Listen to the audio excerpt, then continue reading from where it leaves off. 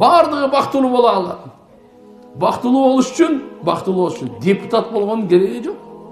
Бактылуу болуш үчүн министр болгонун кереги жок. Падыша болгонун кереги жок.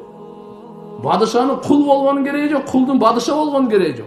Байдын кембагалы бактылуу болуш үчүн бай кембагал болсун. Андай кереги жок. Байлыгында бактылуу болот.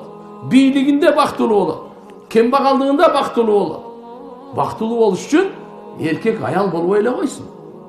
Аялдар эркекке окшобой эле койсун. Бактылуу болушунун кереги жок мунун. Эркек эркектигинде, аял аялдыгында бактылуу болалы. Алла Таала пайгамбарыбыз Мухаммад алейхиссаламга райымдуу жашоо берген. Бактылуу жашоо берип жөнөткөн. Ошол жашоону тандасак бактылуу болобуз. Ал жашоодо тазалыктын жашоосу, такыбалыктын жашоосу, ынтымактын жашоосу, сый урматтын жашоосу, кечиримдүүлүктүн жашоосу, боорукерликтин жашоосу, бири-бирибизге райымдуулуктун жашоосу, сабырдуулуктун, Алланын бергенine шүгүрчүлүктүн жашоосу, пайгамбарыбыз алып келген нурлуу жашоо, берекелүү, райымдуу жашоо бардык адам бактылуу боло алат. Курсак ачы дагы, тогу дагы. Аз жашаганы дагы, көп жашаганы дагы.